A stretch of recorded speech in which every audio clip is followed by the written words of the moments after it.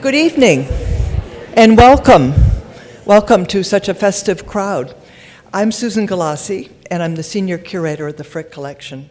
And I'd like to welcome you to the first of our two lectures celebrating the arrival of Frederic Leighton's Flaming June, which has been generously lent by the Museo de Arte de Ponce in Puerto Rico. This iconic work takes pride of place in the collection of the Ponce Museum. Thanks to its visionary founder, Luis Ferré, the museum holds the greatest collection of Victorian art outside of the British Isles. It is a privilege for the Frick Collection to give Leighton's masterpiece its first public appearance in New York. And we owe enormous thanks to the museum's director, Alejandra Peña Gutierrez, and her trustees for making this happen. The painting is accompanied by a small oil sketch that Leighton made for it, and which was kindly lent to us by a private collector. These two works are installed in the Oval Room right next door, where they've set off a very lively exchange with the Frick's full-length portraits by James McNeill Whistler, Leighton's contemporary and rival. Tonight, we welcome back a dear friend and a former colleague, Pablo Pérez, now Associate Curator of European Art at the Museo de Arte in Ponce, and co-author of the Flaming June catalog. A native of Pamplona, Spain, Mr. Pérez received a double BA in Law and Humanities from the University of Navarre.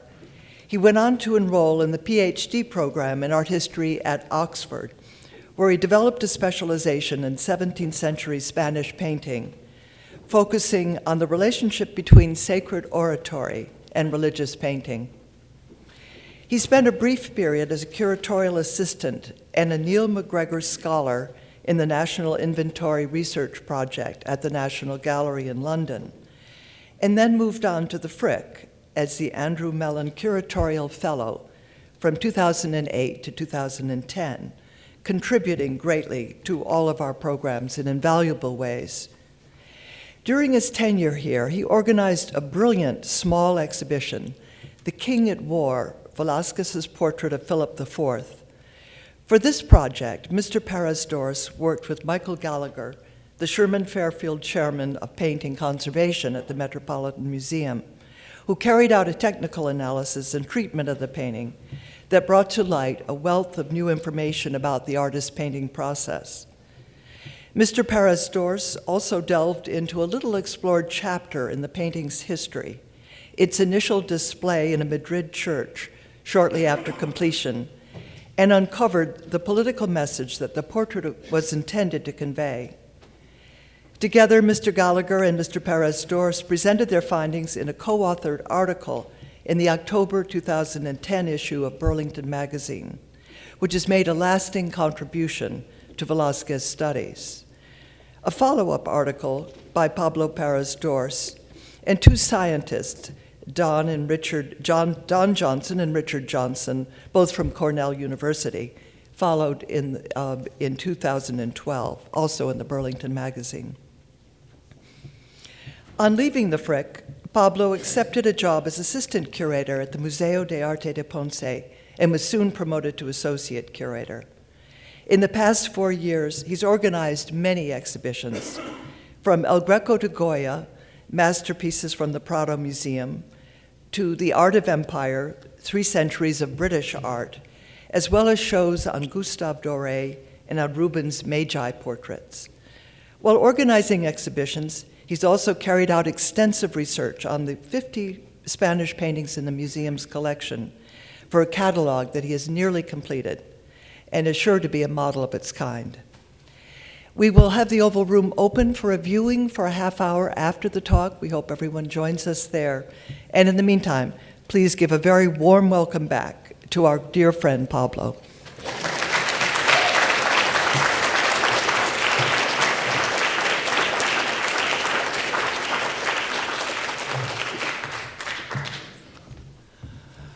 Well, thank you very much, Susan, for your introduction. It is a great, great pleasure to be here, as always. About 3 years ago, I found myself under this very roof looking out for jobs. My Mellon Fellowship at the Frick had come up to an end, and I was trying to figure out my next career move. Then, rather unexpectedly, a curator job opened up at the Museo de Arte de Ponce in Puerto Rico, which was looking for to hire a bilingual person with a background in 17th century art, preferably Spanish painting, and I thought, why not give it a go? I remember that I was a little bit hesitant at first, but I found that the possibility was very attractive, and it still seems like a really wise, good decision more than 3 years later. Besides meeting great friends, some of whom are in this room today, I came to know a completely new country that I had no previous experience of, and I knew virtually nothing about. And moving to Ponce, most importantly of all, has allowed me to work with a truly great art collection. And as I prepared the presentation for today, it suddenly struck me that I am misrepresenting the collection. I am only showing you one painting, Flaming June, and perhaps a few other 19th century paintings in the museum, but we are mostly a collection of great 17th century art and also pre-Raphaelites and other things as well. So we have a really rich collection besides Flaming June. But to say that the move from New York to Ponce was a dramatic change would be quite an understatement. Ponce is a sleepy town of about 100,000 people on the south coast of the island, an hour and a half of Caribbean driving away from the capital, San Juan. Puerto Rico was actually the first Spanish-speaking country that I visited outside Spain, which is where I'm from. And what I found was at the same time vaguely familiar and completely foreign. I think I've never felt as foreign as I did shortly after arriving in Ponce. And just like moving to Ponce felt like quite a change, my job was going to present me with some exhilarating challenges of its own. Here at the Frick, I'd been working on a one-painting exhibition dedicated to the portrait of Philip IV, as Susan mentioned, Philip IV in military costume by Velázquez. The painting had been taken to the Met to be cleaned by Michael Gallagher, and I could see it coming back to life little by little as I went ahead with my own research, trying to peel layers of meaning to discover new facets of the painting that seemed to have been hidden for quite some time. Visitors to the Frick would soon have a chance to see the painting looking almost like new, and quite fittingly, my research focused on the first public showing of the painting, which was the reason why this great portrait was painted in the first place. In my mind, I could vividly picture Velázquez hastily painting this portrait of his king dressed as a soldier, a humble yet an almost godlike soldier. I was deeply engrossed in the very familiar territory of mid-17th century Spain, and while I unraveled the yarn of a complex political and religious propaganda move, I could almost smell that heady mixture of frankincense, gunpowder, and drying oil paint. And then, all of a sudden, I found myself in a tropical island facing this great big blob of orange jello. The shock could hardly have been any greater. I was frankly completely out of my depth around Victorian painting, and I had to do my homework in order to catch up with that very important part of the Ponce collection. In the particular case of this painting, Flaming June, I must give credit to the excellent essay that was written by Alfred Weidinger for the exhibition of our Victorian paintings at the Belvedere in Vienna in 2010, shortly before I arrived. Since my arrival, I became increasingly intrigued by Victorian art, and although I'm no expert by any stretch of the word, I discovered quite early on that coming from a different art historical background may actually not be such a bad thing when it comes to working with Victorian art and telling people why it is interesting and worth looking at. As a Spanish Golden Age person, Victorian art is still almost slightly familiar, but I am immediately struck when I look at it by how new it is, how almost revolutionary, whereas even today some people dismiss it as granny art. So I have no problem in seeing how it is new and exciting, and that helps me face some of the obstacles that we have to overcome when we present this part of the collection to the public. My lecture today is focused, of course, on Flaming June, and I will tell you briefly how it was made before dealing with how its critical fortune has changed greatly at different times in its relatively short history.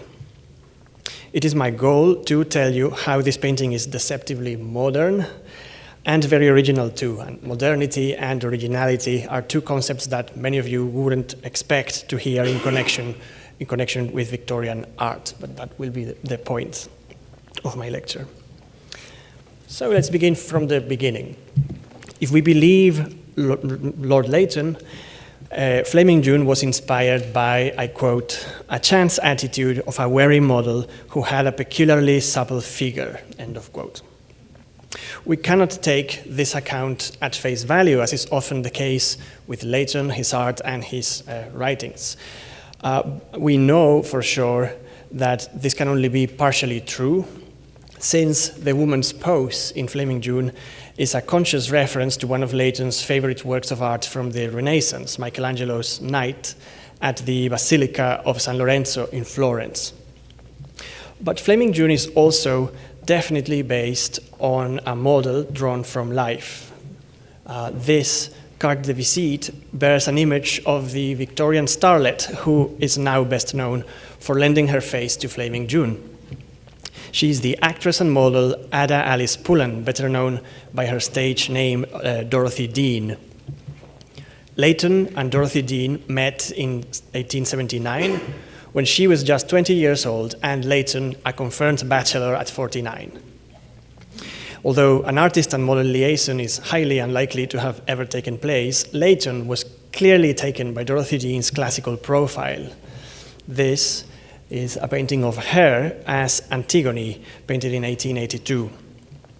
Leighton was an enthusiastic supporter of Dorothy Dean's career as an actress, and interestingly, his earlier depictions of her foreshadow the theatrical roles in the classical roles that would eventually make her famous. And her greatest success was her role as Cassandra in an adaptation of Aeschylus that was staged in 1886, the very year after her debut, so she was really a stellar career. Stephen Jones thinks that it was the model's working class background and her undeveloped character that appealed to Leighton's slightly obsessive and controlling personality. And he also says that Leighton pretty much shaped Dorothy Dean at his will.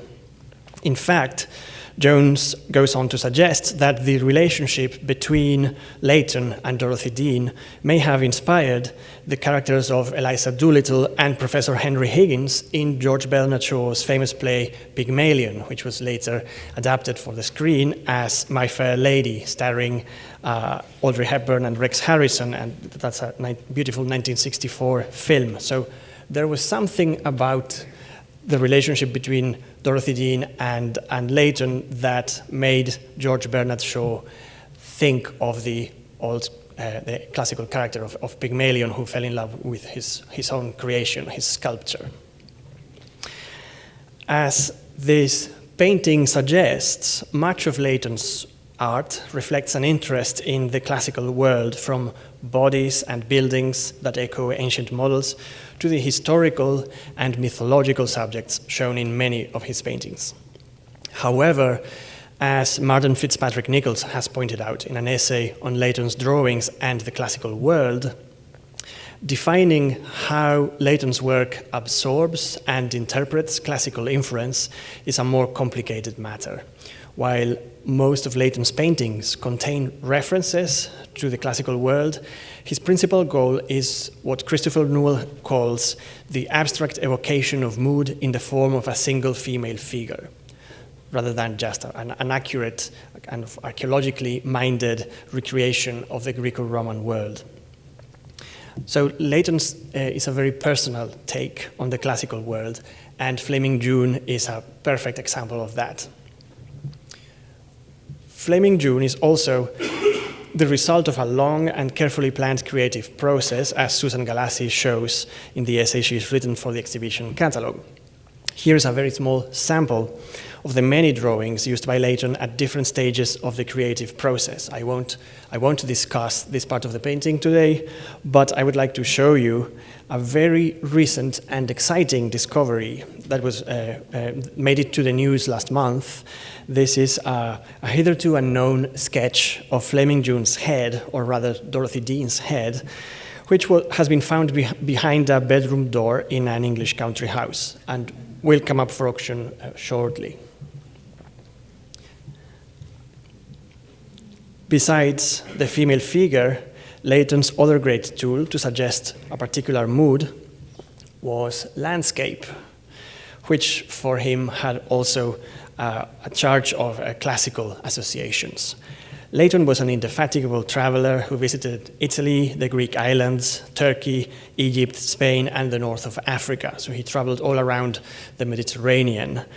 And he frequently made oil sketches during his trips in which he tried to capture the strong Mediterranean light, and he recorded the local architecture, the landscape, the vegetation that is unique to each place that he visited. Leighton's earliest surviving landscape sketches were made during his 5-week stay in Capri in the early summer of 1859. And around that time, many other artists were, of course, painting plein air oil sketches. But perhaps the most direct reference for Leighton was Corot, who was a very, very important influence in the rest of his artistic output. Leighton, in fact, owned these 4 larger paintings by Corot representing 4 times of the day, a very proto-impressionist concept. And these 4 paintings have recently been acquired by the National Gallery, London. And of course, I couldn't pass by the opportunity to show you this beautiful oil sketch of the Roman Forum by Corot, which is one of the small treasures kept here at the Frick collection. I invite you to go and have a look at it later. It's a great painting. So we know that Leighton kept many of his little oil sketches in his studio, and he must have kept them as souvenirs, as records of his travels, and also as decorations, as this 1895 photograph of Leighton's studio shows.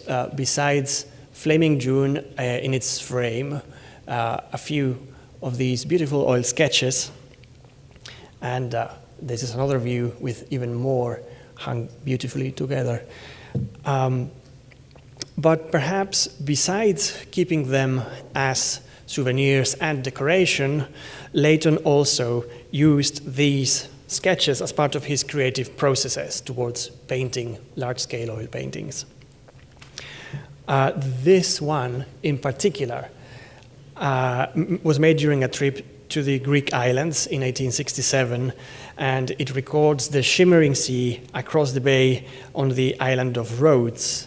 And although it's perhaps not the most accomplished oil sketch by Leighton, I believe it invites comparison with the background in Flaming June. It's the only oil sketch that I know of in which Leighton has focused on that effect of light on the sea. The last step in Leighton's creative process was to make a small color study, which the Frick is lucky to have on view as part of the current Flaming June exhibition. As far as I know, this little oil sketch has never been reunited with the finished painting since the dispersal of Leighton's estate after the artist's death. So it's really special to have it here. And I'm going to show you now a GIF with a transition between this little oil color sketch and the finished painting, which I hope will help us understand some of the last-minute changes that Leighton made in the process of painting Flaming June.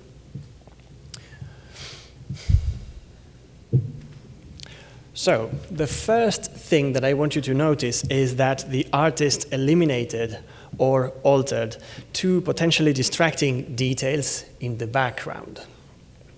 The island to the left and the fluttering edge of the awning, which he transformed into a straight border with a rhythmic, classically inspired decorative pattern of palmettes. And Leighton also shifted a bunch of oleander flowers there and the red pole that supports the awning. And he moved that to the center, towards the center of the painting. The vanishing island, the fluttering awning, and the pole were actually painted in the finished painting and later covered up. And those pentimenti can be seen in Flaming June if you look hard enough.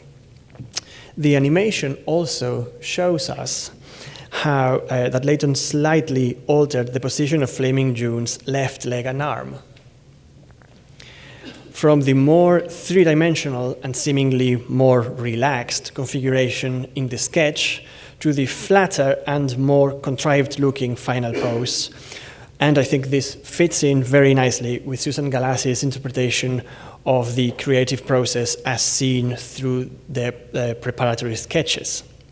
Leighton starts off with a more direct observation of nature and moves in different stages towards an end product that is simpler, more monumental, and also more like an abstract pattern. And that is how he got at the end result that we now see. Back in 1895, when Flaming June was first shown in public, art critics unanimously raved about it. And a little after Leighton's death, the distinguished art collector Samuel Courtauld called Flaming June the most wonderful painting in existence. That is, of course, a hyperbolic statement, and it would be over the top no matter what painting it applies to. But I suspect that back then he really meant it in earnest, and we can't blame him. Flaming June really has it all. It has the exquisite drawing and rhythm, of course the mesmerizing color, the contrast between the shimmering sea and the placid forms in the foreground. It's really a beautiful painting. Some people, though, still find Flaming June almost too much for the taste, or shall we say, too beautiful for their taste.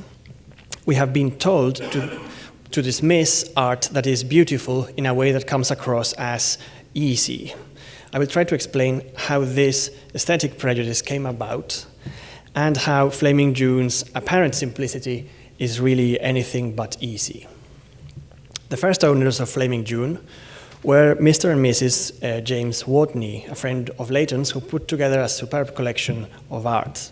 And the pick of the lot was undoubtedly Flaming June. Unfortunately, by the time Mrs. Watney died in 1915, Lord Leighton was already beginning to go out of fashion. So her son, gave the painting on a long-term loan to the Ashmolean in Oxford. It's no easy task to explain a change of taste, and especially if that change happened a long time ago. So for those of you who, like myself, are not all that familiar with the world of the early 20th century, I think a little Downton Abbey might be in order. And here I'm showing you Violet, the Dowager Countess, superbly played by Maggie Smith. In the series, it's 1912, when the series begins, and here we see her resenting the electric lights his son has just had installed in Downton Abbey. Her very memorable line is, "Oh damn, such a glare, I feel as if I were on stage at the Gaiety." In the fictional world of the series, Flaming June could very well be the Dowager Countess's favorite picture. If you're familiar with the character, which is a really great character, it's not just her taste that's obsolete, It's something that runs much deeper in her. It's her world that's a thing of the past. You can really see how the universe she inhabits is completely at odds with that of the younger characters, like, for example, Lady Mary, her granddaughter, and those slightly younger characters who in real life would grow up to become the bright young things. The series Downton Abbey is quite good, actually, at depicting how different generations have completely different sets of values and also different tastes, which sort of come together with the values, and that is the point, the reason why the real-life Lady Marys reacted against the Dowager Countess' taste.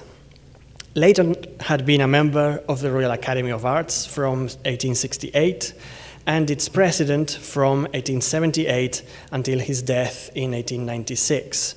So he was really at the very center of the Victorian art world and the art establishment. He was even given a peerage, not just a knighthood, but Queen Victoria created a nobility title for him. People know that he's Lord Leighton. Few people know that he was a lord for a few hours, as he was ennobled in his deathbed. But nevertheless, he's really an exception in that also. And then suddenly that art scene, that art world came across as backward and sentimental and prudish when considered from the vantage point of the modern avant-garde. So it was not desirable to be associated with that through ownership or any other way.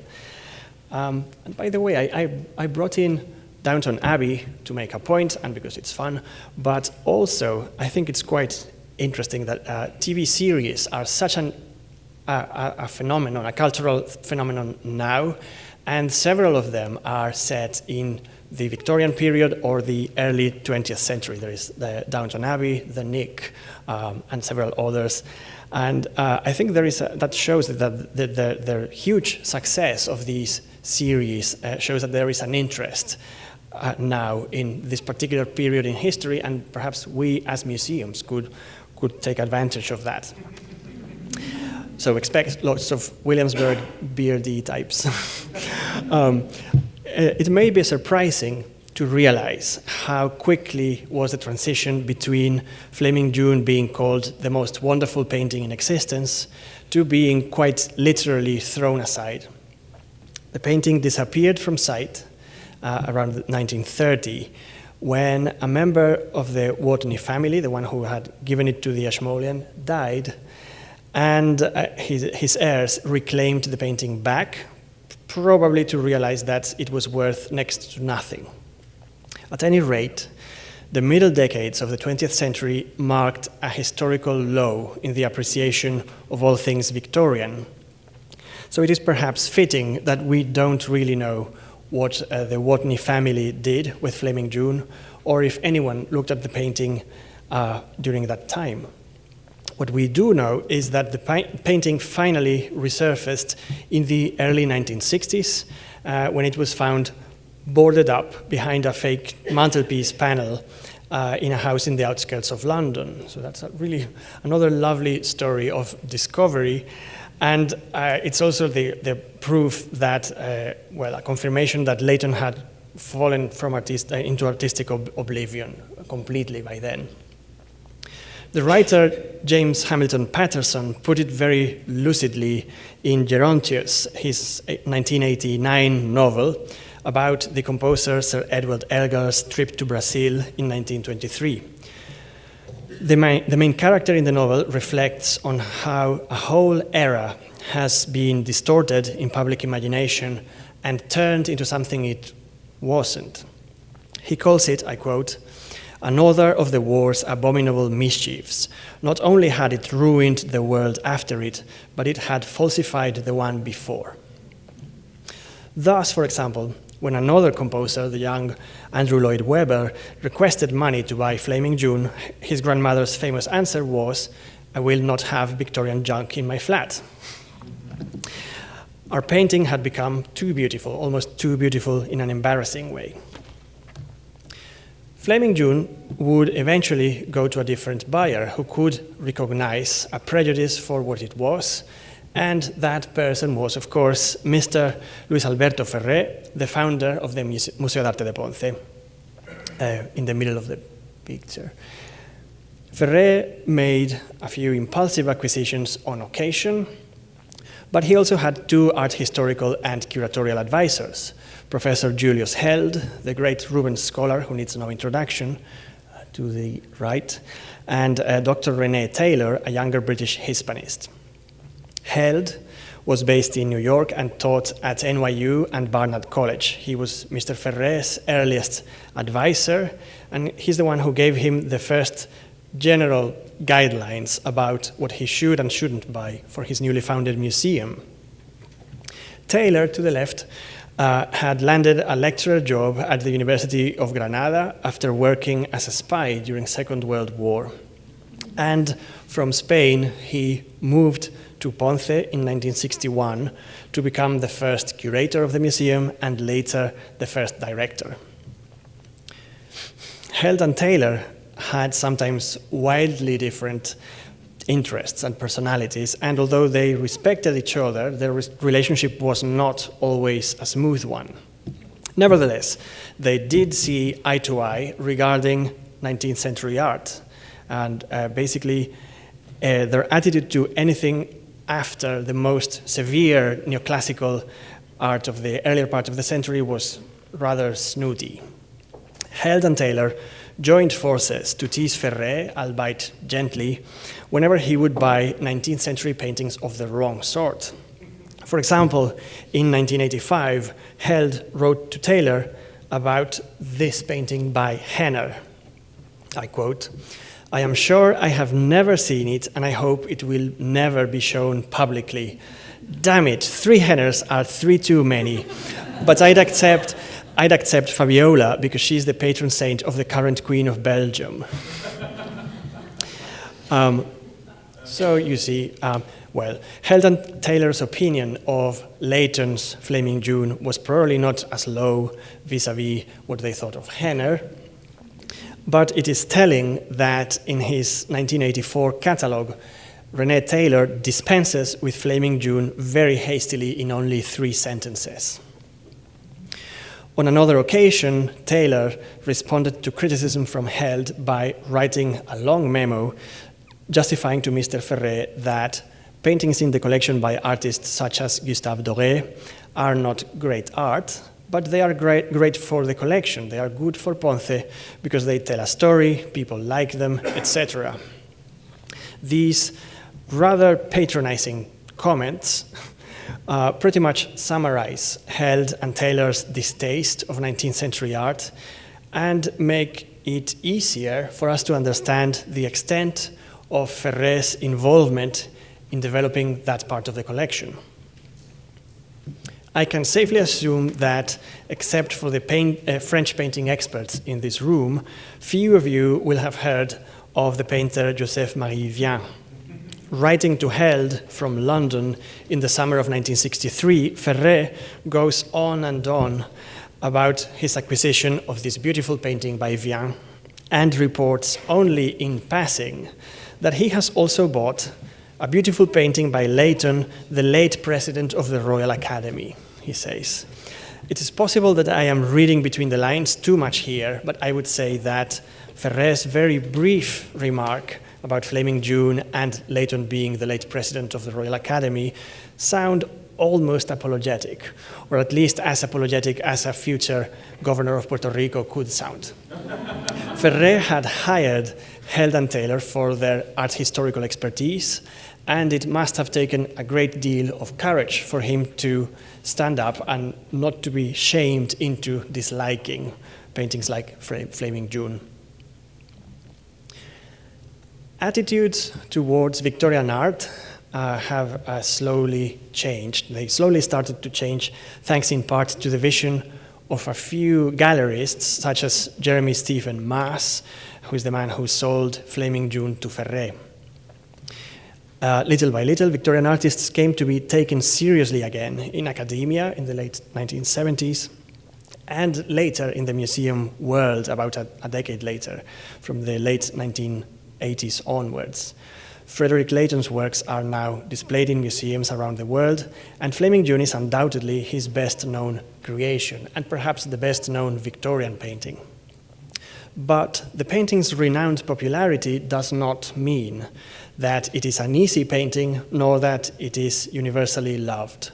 Flaming June was part of an exhibition at the Tate, Britain in 2008, and it was featured in the popular Great Works column of The Independent, written by the late Tom Lubbock, who criticized Flaming June for being, I quote, "a travel brochure and away from it all fantasy."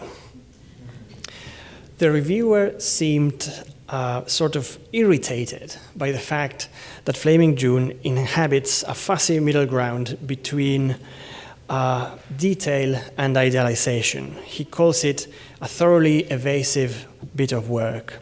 And he says that, I quote, "Leighton's purpose is that nothing should be seen clearly or felt keenly. However you approach the painting, you find that it retreats from making any definite statement or gesture. Its world isn't quite solid, and it isn't quite ethereal," end of quote. I think Tom Lubbock hit on some really key points of Flaming June, although I don't agree with his final assessment. But looking at this painting, we may ask, what is it exactly that we are looking at? Is there more to the painting than it seems at first sight? Perhaps we're meant to understand other layers of meaning and allusion, which may not be all that evident at first sight. And if that is the case, we may ask, what exactly is that meaning? That seems to be at least part of what irritates Lubbock. The fact that the painting stubbornly refuses to give you any definite answer. It seems to me that a fruitful way to approach this question may be to look at a painting by Leighton that is similar to Flaming June in some ways, but at the same time is more decipherable, more easy to read. And then we can go back, take another look at Flaming June from that angle. I believe that this painting in the Ashmolean may provide a key to understanding Flaming June. Its title is Acme and Septimius, which references number 45 of the love poems by Roman writer Catullus.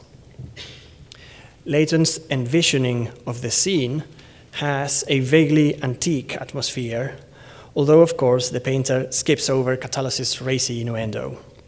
The female figure is clad in a tunic that reveals as much as it conceals. But in spite of the poem dealing with passionate love, passion has no place in this placid depiction of a pair of lovers in a pastoral setting. Critics praised this painting precisely on that account, that when it was first exhibited at the Royal Academy, one journalist commented approvingly that Leighton had depicted a particularly chaste couple. And I find it fascinating not only to look at Victorian art, but to see what people then said about it. I suppose that perhaps when art historians of the future encounter the late 20th century obsession with art that is provocative, they will find it equally quaint. Passion, however, is not altogether left out of the picture. On the right side of the painting, there is a bunch of pink roses hanging from the bush, and nearer the couple, we see red roses and quinces, all of which are traditional symbols of love, and the red rose in particular signifies passionate love. The painting is punctuated by these symbols, which add a further layer of meaning to the amorous couple to suggest something that Leighton wanted to imply without stating it explicitly. Similarly, Flaming June shows a main figure, a woman on her own in this case, in the company of a single bunch of oleander flowers, which is displayed quite prominently on the right top right corner.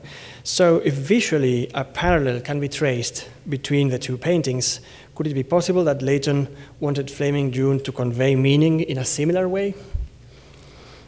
The comparison seems almost too evident, but I think it's worth exploring. The main difficulty here with Flaming June is that roses are a pretty straightforward and very well-established symbol, whereas the flower in Flaming June is oleander, which is a poisonous flower, rather unexpectedly. Oleander flowers have a very distinctive aniseed scent that has an almost alcoholic quality to it. It grows all around the Mediterranean, up to the relatively chilly parts of northern Spain, where I grew up. And Leighton wrote about seeing the beautiful flowers during his trips to the south. In addition to these small landscapes that I showed to you earlier, Leighton also made careful sketches of flowers, and this one is kept in Leighton House, where they have it catalogued as rhododendron, but if you ask me, I'm completely sure it is oleander, and I can almost smell it. And if it duped me, it also duped Xavier Solomon, the chief curator of the Frick, who very kindly alerted me to the existence of this sketch. Like me, Xavier was also exposed to nearly fatal doses of oleander as a child. I remember being told not to smell oleander flowers as a child. Sometimes the reason given was that my nose would swell horribly, and other people said it was because smelling oleander would give me a headache. So at least in some parts of Spain, there was this quite widespread notion that these flowers were vaguely evil. For those of you familiar with Spanish literature, there is a very well-known poem by modernist writer Antonio Machado called Flor de Adelfa, which plays exactly on that note by comparing a femme fatale with an oleander flower. So I started wondering if this was actually a more widespread idea, and I was pleased to find that it was not just a Spanish country tale, but rather a fascinating chapter in the history of 19th century poetry. It seems that around 1860, in the wake of Baudelaire's Les Fleurs du Mal, flowers suddenly became more threatening and full of danger than they had ever been before. For example, we have Beata Beatrix, painted by Dante Gabriel Rossetti around 1865 to commemorate the death of his wife Elizabeth Siddal a few years earlier. In this case, the opium poppy is a symbol of death, as well as a literal reference to Elizabeth Siddal's suicide by taking a laudanum overdose. We also have Lawrence Alma-Tadema's Roses of Heliogabalus, a wonderful, extravagant painting, which was exhibited at the Royal Academy in 1888. And it depicts the Roman emperor's dinner guests being smothered by a lethal shower of rose petals falling from the ceiling. Here, flowers bring cruelty at its most sophisticated and aesthetically pleasing possible extent. So this is a moment in which painters' imagination was really titillated by the idea that beautiful and decorative flowers, such as oleander, could also be dangerous or even deadly. And what I think interests us here is not so much whether oleander is actually very poisonous or not, but rather how Leighton and his contemporaries thought of it and used it in their poetry and in their paintings. So I looked around and found several instances of oleander and other poisonous flowers being used with an ominous connotation in Victorian poetry. And they are discussed in the essay that I wrote for the catalog, if you allow me the shameless plug.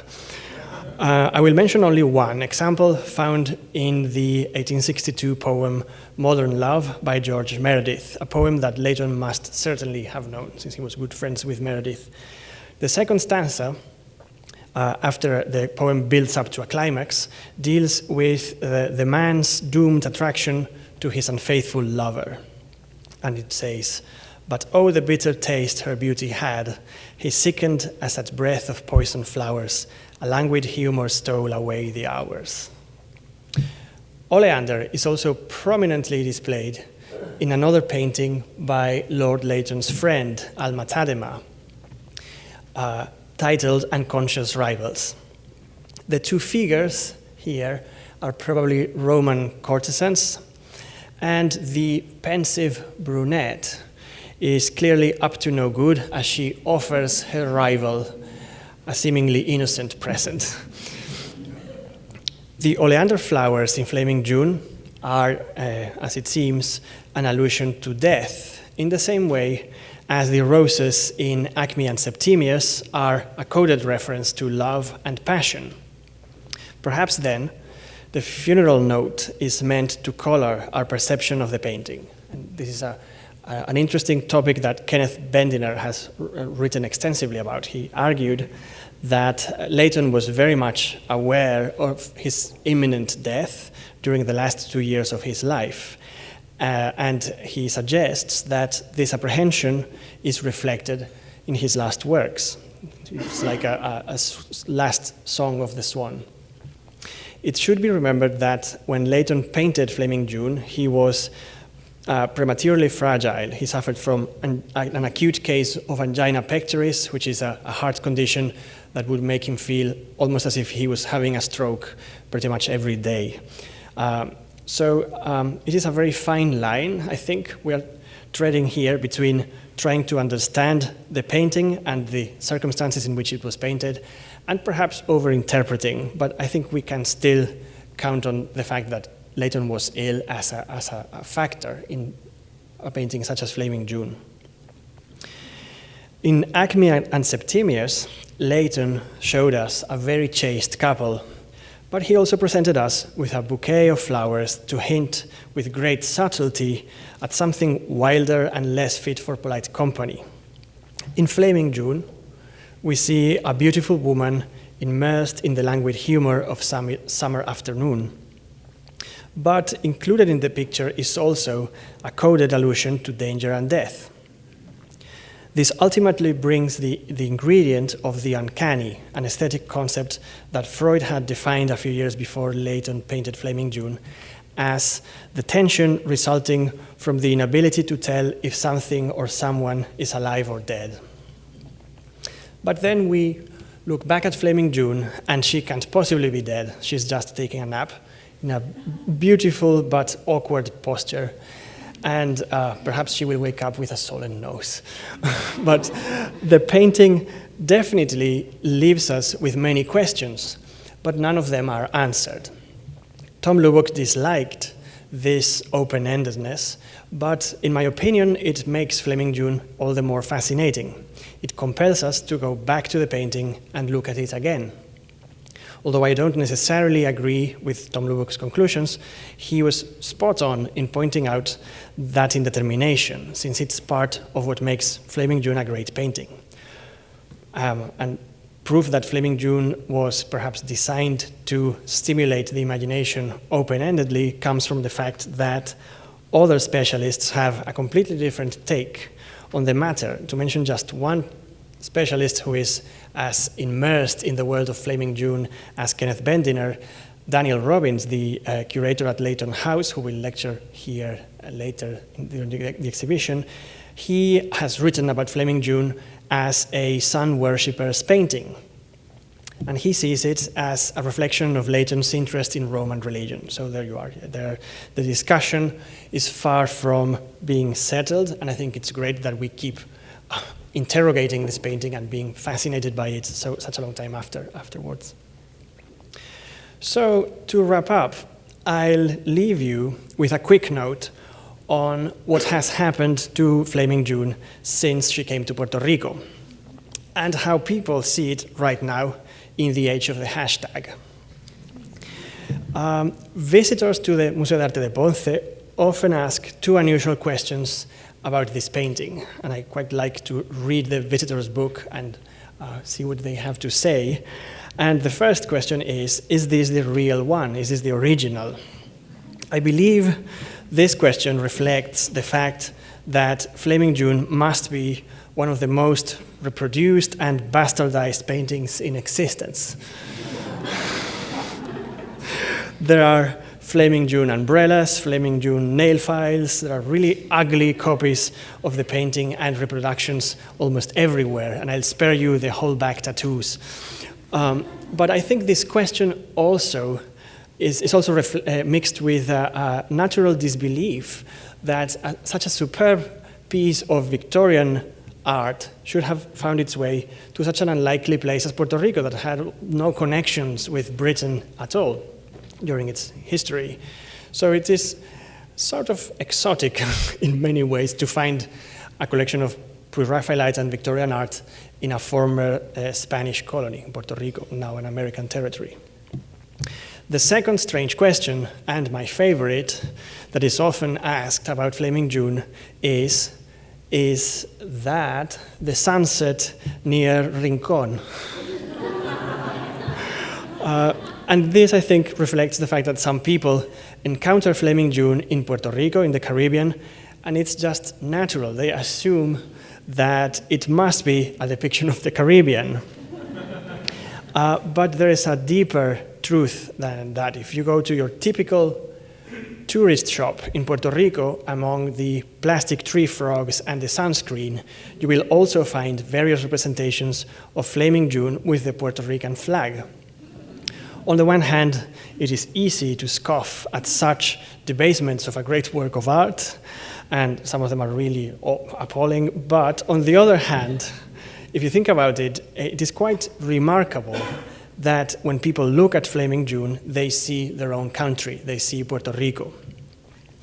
I have never seen or heard of such an appropriation in the world of museums, and I'm still very much surprised at how Puerto Ricans have adopted Flaming June with a sense of pride. And this is an anonymous person posting a picture of her grandmother on Instagram, and she says, Flaming June Boricua, meaning Puerto Rican.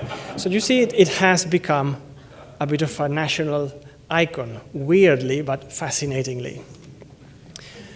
So it is doubly thrilling for me to be back here at the Frick for a historical first exhibition of Flaming June in New York.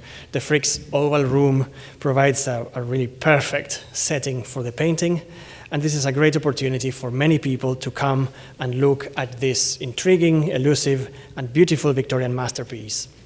This 110-year-old Sleeping Beauty is also, as I said, an unexpected cultural ambassador of Puerto Rico, and she's pretty and witty and bright. Thank you very much.